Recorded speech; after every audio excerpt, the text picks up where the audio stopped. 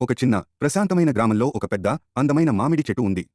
అది చుట్టూ ఉన్న ప్రజల ఆనందం మరియు జీవితాలను మౌనంగా చూసేది. ప్రతిరోజు ఒక ఉల్లాసంగా ఉన్న చిన్న బాలుడు ఆ చెట్టుకు వచ్చేవాడు. అతడు దాని కొమ్మలపై ఎక్కి, రుచికరమైన పండ్లు తిని, ఆనందంగా దాని నీడలో విశ్రాంతి తీసుకునేవాడు. సంవత్సరాలు గడిచే కొద్దీ ఆ బాలుడు పెద్దవాడయ్యాడు. అతడు తన జీవితంలో బిజీగా మారి చెట్టుకు రావడం మానేశాడు. కాని ఆ చెట్టు తన స్నేహితుడి కోసం ఓర్పుగా ఎదురుచూస్తూ ఉండేది. ఒకరోజు ఆ బాలుడు ఒక యువకుడిగా తిరిగి వచ్చాడు. అతడు చెప్పాడు, నాకు డబ్బు కావాలి. ఆ చెట్టు మృదువుగా సమాధానమిచ్చింది, నా పండ్లు తీసుకోండి, వాటిని అమ్మి డబ్బు సంపాదించుకోండి. ఆ యువకుడు ఆనందంగా పండ్లు తీసుకుని వెళ్ళిపోయాడు. అనేక సంవత్సరాల తరువాత ఆ మనిషి తిరిగి వచ్చాడు. అతడు చెప్పాడు, నేను ఒక ఇల్లు నిర్మించడానికి కలప కావాలి. ఆ చెట్టు దయతో చెప్పింది, నా కొమ్మలను కత్తిరించుకుని ఉపయోగించుకో. ఆ మనిషి కొమ్మలను తీసుకుని వెళ్ళిపోయాడు. చివరికి ఆ మనిషి చాలా వృద్ధుడైనప్పుడు అతడు చెట్టుని తిరిగి వెనక్కి వచ్చాడు.